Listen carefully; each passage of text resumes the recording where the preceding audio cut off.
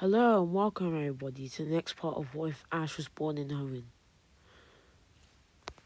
So, after the Champions Tournament, we decided to go to Birch's lab and leave a few Pokemon there so he could begin his journey anew in Sinnoh with just Agron.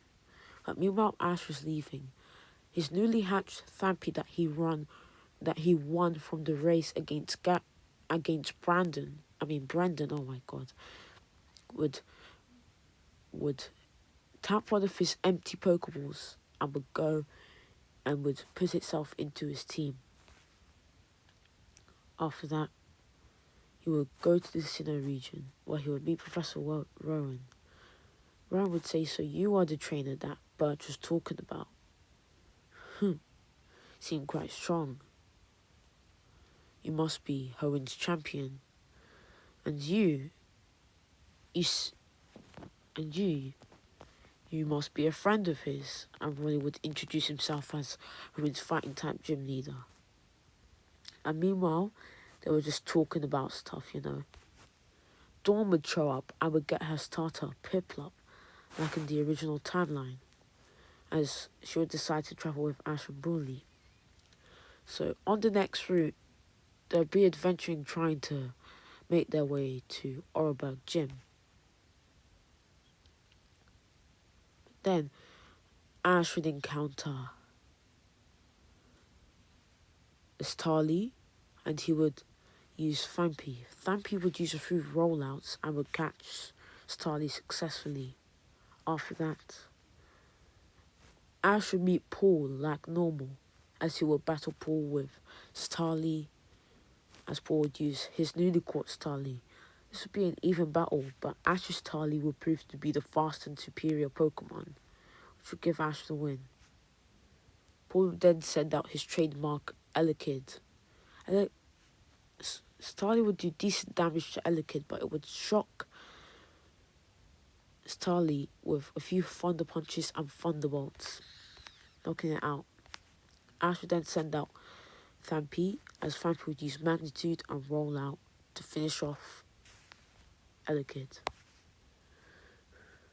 After that, Paul would send out Chimchar, as both Pokemon would tear each other down, like their rivalry was meant to be. Chimchar would start off with a Flame Wheel, as Thampy would start off with a Rollout. This would be a clash of two rolling moves. This would do a lot of damage to both Pokemon. There would be as then Thampy would do a Magnitude, as Chimchar would do a Flamethrower, which would do a lot of damage to both sides. And then this would go on for a while as a back and forth. Then both Pokemon would be tired. Both trainers would want to finish the battle. Ash would use a Rollout as Chimchar would use a Flame Wheel. Both attacks would collide, resulting in a double knockout. Paul would be frustrated, saying that he should have done better.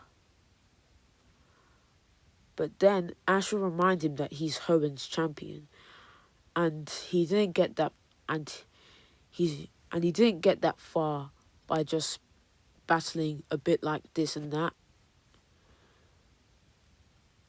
Paul should be proud of himself for how well he did against him. That he almost pushed him to using Agron. Paul would say, "How pathetic can you be? You are a champion and you applaud your opponent for being pathetic. I need to become better." As then Paul would leave and Dawn would catch Herbaneri early on this timeline. After that, Ash would meet Nando and Dawn would meet Nando too. Dawn and Nando's battle would go as it did in the original timeline, but Ash would use his Tali against Nando's Badu. This would be a very even battle, with both Pokemon going at it evenly.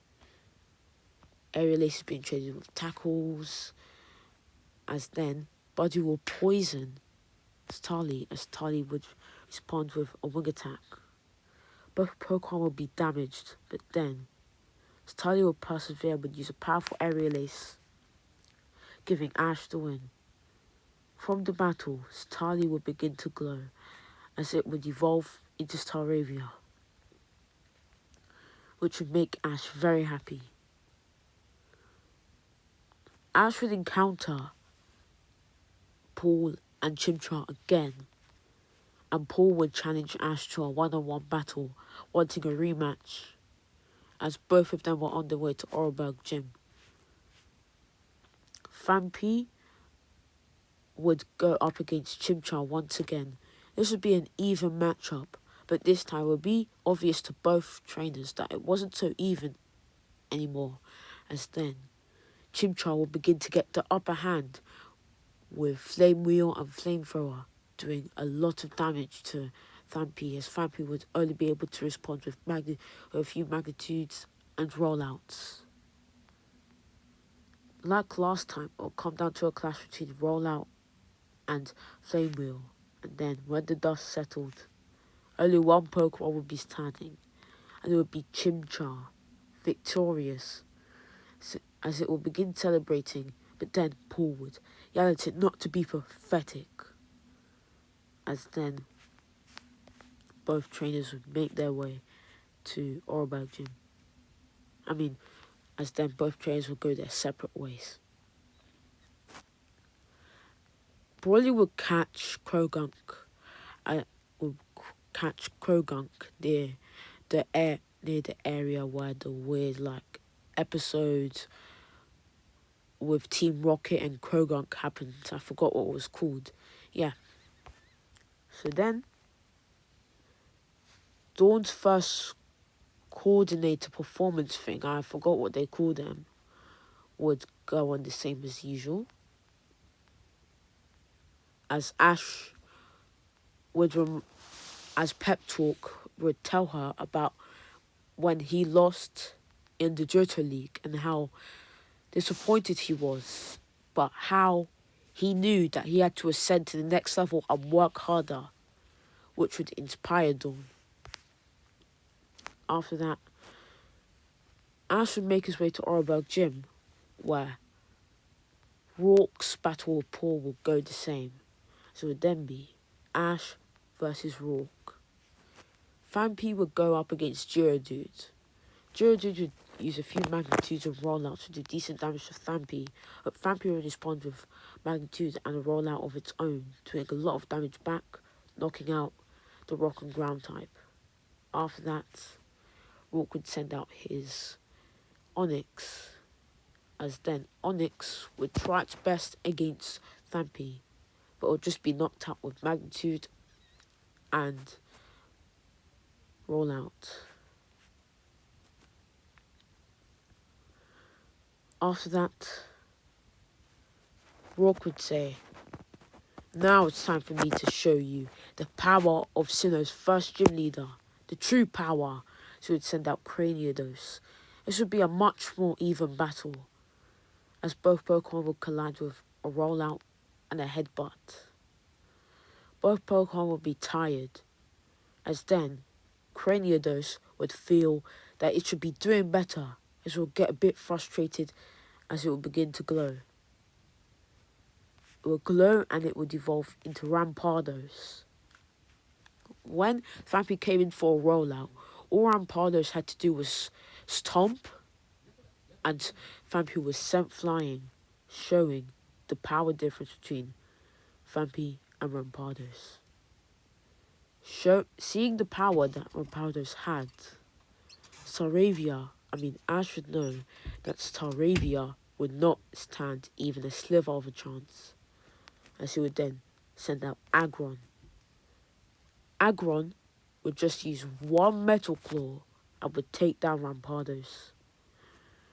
Rourke would be amazed and would say, "Wow, so that is the power of Hoenn's champion. Now I see why you did so well in the Champions tournament. And also, what a strong rock type. Aggron. I might get one for myself when I go to the Hoenn region. And it's a steel type, like my father's gym. Watch out for him, because because he's going to give you a real good battle. As would then give Ash the gym badge. Alright guys, that is all that I have for today. Yeah, I really enjoy making this part, and I really enjoy doing this entire thing, yeah. I'll see you in the next video. Goodbye.